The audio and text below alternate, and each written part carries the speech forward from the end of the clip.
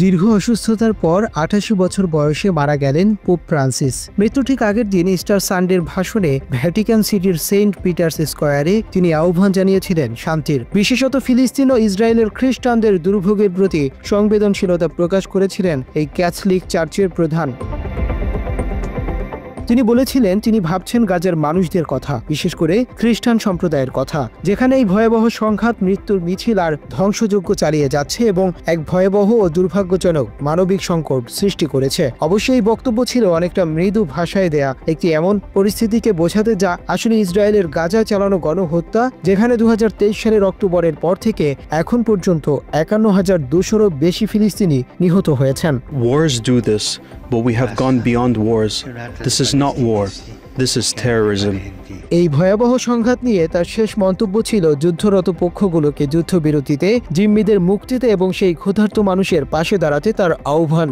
Ieri sono stati bombardati bambini. তিনি তার জীবনের শেষ প্রকাশ্য ভাষণকে গাজায় যুদ্ধবিরতির আহ্বান জানানোর জন্য ব্যবহার করেছেন, এমন এক সময় যখন গোটা বিশ্ব যেন ফিলিস্তিনের উপর চালানো গণহত্যাকে চোখ বুজে মেনে নিচ্ছে। যদিও তিনি সরাসরি দায় চাপাননি কারো উপর, ক্ষুধার্ত মানুষের কথা বলার মাধ্যমে তিনি আসলে ইসরায়েলের সেই সিদ্ধান্তের কথাই বলেছেন, যেখানে মার্চ মাসের শুরুতে গাজার সমস্ত মানবিক সহায়তা বন্ধ করে দেয়া হয়, যা এক প্রকার ইচ্ছাকৃত অনাহার এবং যুদ্ধ অপরাধ।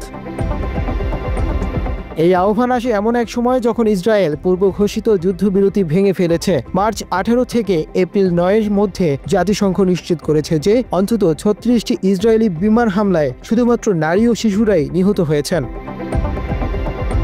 যতই শান্তিপূর্ণ ভবিষ্যতের স্বপ্ন দেখা হোক না কেন, বাস্তবতা হচ্ছে কেউ ভবিষ্যতের কথা ভাবতে পারে না যখন তাকে এক সুসংগঠিত সেনাবাহিনী দ্বারা ধ্বংস করে দেয়া হচ্ছে, যা বিশ্বের সবচেয়ে প্রভাবশালী দেশ মার্কিন যুক্তরাষ্ট্রের পূর্ণ সমর্থন পাচ্ছে। মাত্র 30% টাকায় জমির মালিক হয়ে নতুন বাংলাদেশের গড়ে তোলার স্বপ্ন দেখা বাংলা বসতি।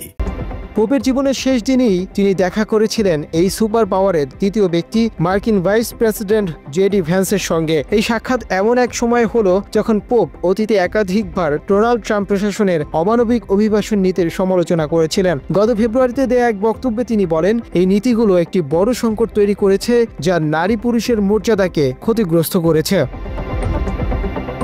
ইস্টারের ভাষণে পোপ অভিবাসীদের দুর্দশার দিকেও ইঙ্গিত করেছিলেন এবং অনেক সময় সমাজের প্রান্তিক দুর্বল ও উদ্বাস্তুদের প্রতি অবজ্ঞা প্রকাশ পায় বলে মন্তব্য করেছিলেন। তিনি তার বক্তব্য শেষ করেন শান্তি কামনার মাধ্যমে, কিন্তু বাস্তবতা হচ্ছে এই বিশ্ব ব্যবস্থা যার নেতৃত্বে আছে সেই যুক্তরাষ্ট্র মানবতা নয় বরং মুনাফা ও ক্ষমতার দাস। অস্ত্রশিল্প থেকে ইসরায়েলের গণহত্যা মুনাফা করে আর যুক্তরাষ্ট্র অভিবাসীদের শোষণ করে, যাদের শ্রমই তার অর্থনীতি দাঁড়িয়ে আছে। এই ব্যবস্থা ভালোবাসে অবজ্ঞা আর অমানবিকতা। এই ইস্টার সপ্তাহে গাজার পশ্চিম তীরের ও জেরুজালেমের ফিলিস্তিনি খ্রিস্টানদের জন্য শান্তির আশা ছিল একেবারেই অনুপস্থিত। গাজার গির্জা সেন্ট পোরফাইরিয়াস, যেখানে অক্টোবরে বোমা হামলা চালানো হয়েছিল, সেখানে খ্রিস্টানরা ভয়ে ভয়ে ইস্টার পালন করেছিলেন। ওই হামলায় অন্তত 18 জন মানুষ নিহত হয়েছিলেন, যাদের মধ্যে খ্রিস্টানও ছিলেন। পশ্চিম তীর ও জেরুজালেমে ইসরায়েলি কর্তৃপক্ষ অনেক খ্রিস্টানকে তাদের পবিত্র উপাসনার স্থলে যেতে দেননি, এমনকি পবিত্র চার্চ অব দ্য হোলি সেপালখারে প্রবেশ অধিকার পায়নি ভ্যাটিকান সিটির প্রতিনিধি পর্যন্ত। আর ঠিক তারপর যিনি পৃথিবী থেকে বিদায় নিলেন ক্যাথলিক চার্চের প্রধান, তার রেখে যাওয়া শেষ আহ্বান ছিল গাজায় যুদ্ধবিরতি। পোপ ফ্রান্সিস ছিলেন সত্যের মূর্ত প্রতীক, যার মৃত্যুতে কান্নায় ভেঙে পড়েছে হাজারো মানুষ। বিশ্বজুড়ে নেমে এসেছে শোকের ছায়া। মুনতাসির তাশরিফ, বাংলা এডিশন।